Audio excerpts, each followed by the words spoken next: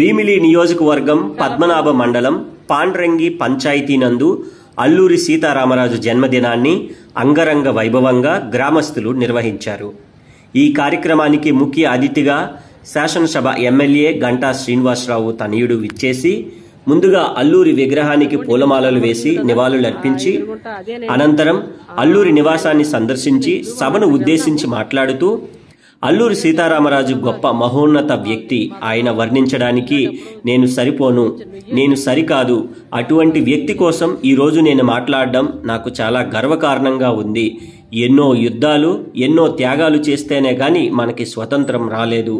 అటువంటి స్వతంత్ర పోరాటంలో ధర్మం వైపు నిలబడి తెలుగు జాతి ఖ్యాతిని పెంపొందించిన యుగ పురుషుడు ఆయన.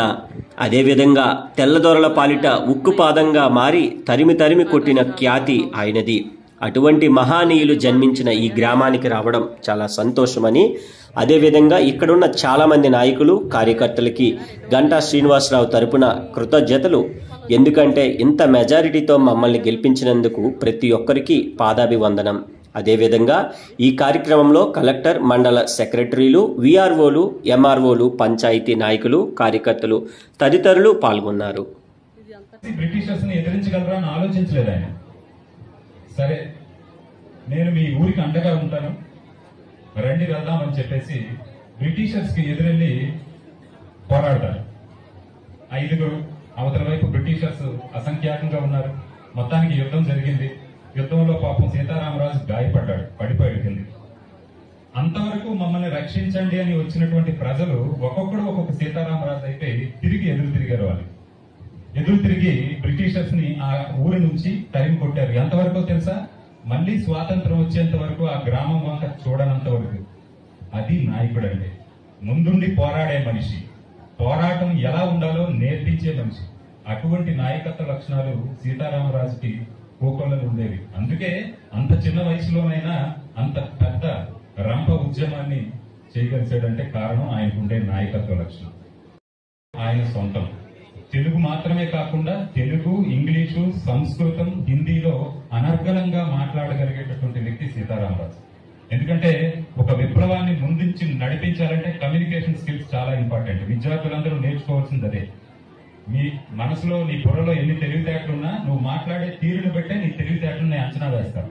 సో అద్భుతమైనటువంటి ఈ వ్యాఖ్యానం, మాట్లాడేటటువంటి తీరు సీతారామరాజు సొంతం. అందుకే సీతారామరాజును పట్టుకోవడానికి ఎవరైనా తెల్లవాళ్ళు ప్రయత్నించిన తర్వాత సాధ్యమైనంత వరకు ఆయన మాట్లాడనివ్వకుండా ఉంచేదని ప్రయత్నం చేసేవారు. ఎందుకంటే ఆయన మాట్లాడితే శత్రువులు కూడా ఇన్స్పైర్ అయిపోయేవారు. అంతే కదా, ఆయన చెప్పిన చిన్నపిల్లడు చాలా కరెక్ట్ గా చెప్పాడు, మనం చేసిన తప్పేమో అనిపించేసేవాడు. అందుకే ఆయన మాట్లాడనివ్వకుండానే మాక్సిమం ఉంచేవారు. అంత అద్భుతమైనటువంటి ప్రజ్ఞా పాఠవాలు సీతారామరాజు సొంతం. దీనికి ఒక ఎగ్జాంపుల్ ఏంటంటే, మీకు ఇందాక చెప్పినట్టు రంపలో ఉద్యమం జరుగుతుంది. సీతారామరాజు అనుచరులందరూ కూడాను మన్యంలో వాళ్ళకి చాలా సీక్రెట్ ప్లేసెస్ తెలుసు కాబట్టి వాటిలో దాక్కుంటూ బ్రిటిషర్స్ మీద యుద్ధం చేస్తూనే ఉన్నారు. ఇలాంటి కాలంలో ఒకరోజు ఊళి అనేటటువంటి ఒక అధికారి మన్యం గుండా వెళ్తున్నాడు అతను కారు మీద. మాలా సడన్ కారు పాడైపోయింది, మధ్యలో ఉండిపోయాడు. ఇదే సమయంలో సీతారామరాజు సైన్యం అంతా కూడా వాళ్ళని చుట్టుముట్టారు. ఏమన్నా ఉందా? ఇంకా వెతుకుతున్న తీగ కాలికి దొరికినట్టు అలా దొరికితే ఎవరైనా వదిలేస్తాము? మనం ఏం చేస్తాం? వెంటనే పట్టుకుంటాం కదా. సీతారామరాజు గారు ఏం చేశారో తెలుసా? అల్లుడికి మర్యాద చేసినట్టు ఆయన్ని మర్యాద చేసి కారు రిపేర్ చేయించి, రాత్రికి వసతి ఇచ్చి, భోజన సౌకర్యం ఇచ్చి, వెళ్ళిన తర్వాత వెళ్లే ముందు వాళ్ళకు ఒక లెటర్ చేతిలో పెట్టాడు. 4 లైన్స్ రాసున్నాయి ఆ లెటర్ లో. ఏమి రాసున్నాయో తెలుసా? మేము అనుకుంటే మిమ్మల్ని చంపేయచ్చు, అంతే కదా. పక్కాగా వచ్చి పులి బోన్లోకి ఎంటర్ అయితే పులి ఎదుగుతుందా? సో మేము చంపేయచ్చు, కానీ ట్రూ స్పిరిట్ ఆఫ్ ఇండియా, భారతదేశం యొక్క నిజమైన స్ఫూర్తిని మీకు తెలియజేసే ఉద్దేశంతో మిమ్మల్ని ఉదిర్చి పెడుతున్నాం. మిమ్మల్ని చంపడం మా ఉద్దేశం కాదు, మా దేశానికి స్వాతంత్రం తేవడమే మా తాలూకు ఉద్దేశం అని రాసి పెట్టాడు. చూడండి, ఎంత గొప్ప మనసుంటే గాని ఆ పని చేయలేరు. శత్రువు ఎదురుగా దొరికితే వదులుతామా? అలాంటి వ్యక్తికి అన్ని మర్యాదలు చేసి పంపించాడంటే అంటే అక్కడ దాని వెనకలో ఒక స్ట్రాటజీ ఉంది. అంటే ఆ అధికారి ఖచ్చితంగా ఎంత భయపడి ఉంటాడు ఆలోచించండి. ఆ క్షణంలో వీళ్ళు చేసిన ట్రీట్మెంట్ కి ఆశ్చర్యపోయి ఉంటాడు. సో అటువంటి ఒక అద్భుతమైనటువంటి హ్యుమానిటీ వాల్యూస్ కలిగినటువంటి వ్యక్తి అల్లూరి సీతారామరాజు. మన గ్రామానికే చెందిన వాడే ఉండడం నిజంగా మన అదృష్టం అని చెప్పుకోవచ్చు. కానీ ఆయన తెలియదు. ఆయన ఆటోబయోగ్రఫీ గురించి మన రాజుగారి కంటగా ఎక్కువ తెలిసిన వాళ్ళు ఎవరు లేరు. అలాగే ఆయన సినిమా చరిత్ర అంతా మా ఆర్టీ గారు ఆల్రెడీ చెప్పేశారు, ఆర్డీఓ గారు కూడా చెప్పారు. ఒకటే, మనం ఆయన పుట్టిన ఈ గడ్డ పులి బిడ్డ అల్లూరి సీతారామరాజు, ఆ మాట వింటేనే మన హృదయాల్లో ఒక ఉత్తేజం నింపుకుంటున్నాం. స్కూల్ పిల్లలు ఎవరిని అడిగినా కూడా ఏదైనా స్కిట్ చేయండిరా బాబు అని అడిగితే ఫస్ట్ అల్లూరి సీతారామరాజు వేషం వేసుకొని వస్తారు. అంటే పిల్లల్లో కూడా అంత హృదయాల్లో ఆయన నిండిపోయి ఉన్నారని మనకి తెలుస్తా ఉంది. ఆయన అనేక శాస్త్రాలు చదివారు, అనేక పుస్తకాలు కూడా రాశారు. జ్యోతిష శాస్త్రం, వాస్తు శాస్త్రం, సాహిత్య వేదం అన్ని చదివారు ఆయన.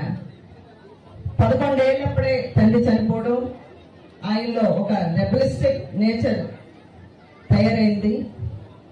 11 ఏళ్ల వయసులో 5వ తరగతి చదువుతుండగా టీచర్ని ఎదిరించిన వ్యక్తి ఆయన. అంటే అప్పట్లోనే ఆయనకంత అలాంటి భావాలు ఉండేవి, ఎదిరించే భావం, భయం లేని తనం.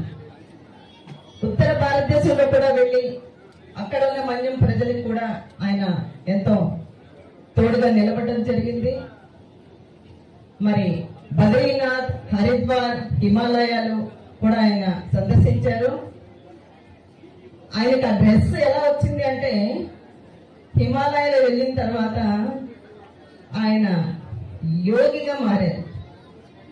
అప్పుడు ఆ ఆహారం మార్చుకున్నారు. అక్కడి నుంచి మళ్ళీ మన దక్షిణ భారతదేశం వచ్చి మనం కేడీపేటలో ఉన్న మన్యం ప్రజలకు అండగా నిలిచి, మరి బ్రిటిష్ కాలంలో అందరూ బ్రిటిష్ వాళ్ళకి భయపడుతున్న నేపథ్యంలో రూదర్ఫర్డ్ అని గట్టిగా పిలిచిన మొదటి వ్యక్తి ఆయనే. అది మనందరిలోని భయం పోగొట్టి బ్రిటిష్ వాళ్ళకి ఎగనిస్ట్ గా మనందరం పోరాటం చేసే స్ఫూర్తిని నింపుకున్నాం. సో మన మాన్యం వీరుడు అల్లూరి సీతారామరాజు గారి జయంతి జరుపుకోవటం నాకు ఎంతో అదృష్టంగా భావిస్తున్నాను. ఆయన ఆత్మ శాంతించాలని మనస్ఫూర్తిగా కోరుకుంటూ, మనందరికీ తెలుసు ఆయన చరిత్ర ఏంటో, ఆయన ఎంత కష్టపడి మనందరికీ స్వార్థం ఇప్పించగలిగాడు, ఫ్రీడమ్. మనం ఈ రోజు ఈ చక్కటి గాలి పీలుస్తున్నామంటే ఆ రోజు మన భగత్ సింగ్ కానీ లేకపోతే ఇటువంటి గొప్ప గొప్ప ఫ్రీడమ్ ఫైటర్స్ మనకి ఇచ్చిన ఈ వాళ్ళ ప్రాణ ఇది. సో ఇటువంటి గొప్ప మనిషికి ఇక్కడ వచ్చేసి ఇది కార్యక్రమం చేయటం అనేది చాలా సంతోషంగా ఉంది.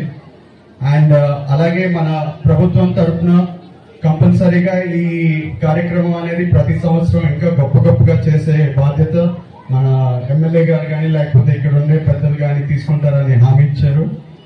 అండ్ మనకి ఈ గ్రామం బాగుపడాలంటే మనకి పెద్దలు చెప్పినట్టు ఈ డ్రైనేజ్ సమస్యలు ఇవన్నీ అనేది కంపల్సరీగా చేసి పెడతామని హామీ ఇస్తూ, ఈ బంపర్ మెజారిటీ ఇచ్చిన మన పాండ్రంగి ప్రజలందరికీ పేరు పేరున ఒకసారి నాన్నగారు థ్యాంక్ యూ చెప్తున్నారు. అండ్ ఇంకా చాలా మాట్లాడదాం అనుకున్నా కానీ ఆల్రెడీ పెద్దలందరూ మాట్లాడేస్తారు. బట్ ఆఖరిగా ఒకసారి మన పిల్లలందరికీ ఒకసారి గట్టిగా చప్పలు కొట్టి